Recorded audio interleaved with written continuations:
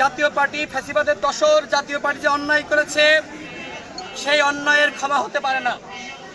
দেখেন, আওয়ামী লীগ যে অপরাধ করেছে সেই অপরাধের সারথি ছিল জাতীয় পার্টি।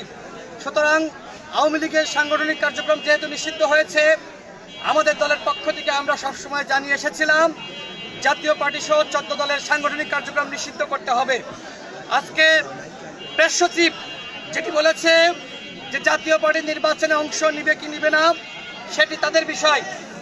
আমরা এই বক্তব্যের ধিক্কার জানাচ্ছি। গণ অভ্যুত্থানের পরে আপনি গণ অভ্যুত্থানের চেতনা ধারণ করবেন না, জাতীয় পার্টির মতন কুলাঙ্গার পার্টি আগামী নির্বাচনে যাবে, আমরা কি বসে বসে দেখব? আমরা জনগণের উদ্দেশ্যে বলতে চাই, জাতীয় পার্টি যে অন্যায় করেছে এই জাতীয় পার্টির বিচার অবশ্যই হতে হবে। আমি আন্তর্জাতিক অপরাধ ট্রাইব্যুনালের যিনি চিফ প্রসিকিউটর রয়েছেন তার উদ্দেশ্যে বলতে চাই, আপনারা আওয়ামী লীগের বিচার শুরু করেছেন, কেন জাতীয় পার্টি এবং 14 দলের বিচার শুরু করেন নাই? সেই প্রশ্ন আমি সরকারের কাছে রাখছি, সেই প্রশ্ন আমি আন্তর্জাতিক অপরাধ ট্রাইব্যুনালের কাছে রাখছি।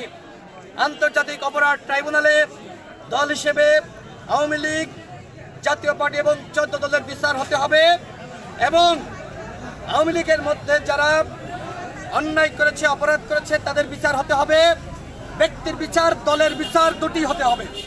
কিন্তু যারা জুলুম করে নাই, অন্যায় করে নাই, অপরাধ করে নাই, আমরা তাদের সাথে জুলুম করব না।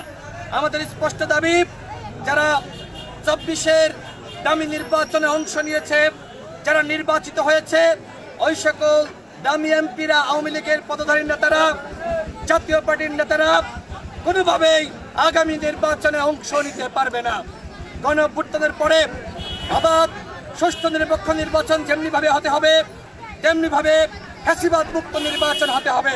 যে প্রশ্ন করলেন যে গণ অধিকার পরিষদ আগামী নির্বাচনে এককভাবে অংশ নেবে নাকি কোনো জোটের সাথে অংশ নেবে, দেখেন বাংলাদেশে আমরা অতীতে দেখেছি যে রাজনৈতিক দলগুলো সাধারণত জোট করে নির্বাচনে অংশ নেয়।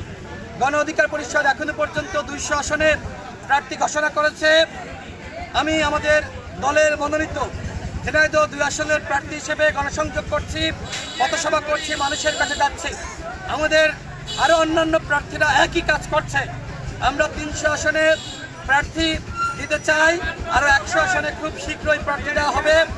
আমরা তফসিলের পরে আমরা যদি জোট করি সেটি আপনাদেরকে আমরা জানিয়ে দিব। বিএনপির সাথে 2022 সাল থেকে আমরা যুগপৎ আন্দোলন করেছি, তাদের সাথেও আমাদের নির্বাচন নিয়ে আলোচনা চলছে এবং অন্যান্য যে ফ্যাসিবাদ বিরোধী শক্তি তারাও বিভিন্ন সময় চেয়েছে আমরা তাদের সাথে জোট করে নির্বাচনে অংশ নিই। আমরা এখনো পর্যন্ত এই আলোচনার পর্যায়ে রয়েছি, চূড়ান্ত কোনো সিদ্ধান্ত এখনো পর্যন্ত জোট করার বিষয়ে আমরা গ্রহণ করি নাই। তফসিল ঘোষণার পরে আমরা সিদ্ধান্ত দিব যে আমরা কার সাথে জোট করব। একটি কুচক্রী মহল যারা চেষ্টা করছে আগামী নির্বাচনকে বানচাল করার, যারা চেষ্টা করছে আরেকটি 1-11 ঘটিয়ে শেখ হাসিনাকে বাংলাদেশে ফিরিয়ে আনার জন্য এক ধরনের ষড়যন্ত্র তারা লিপ্ত হয়েছে। আগামী ফেব্রুয়ারি মাসে যে নির্বাচন হবে সেই নির্বাচন কেউ বানচাল করতে পারবে না।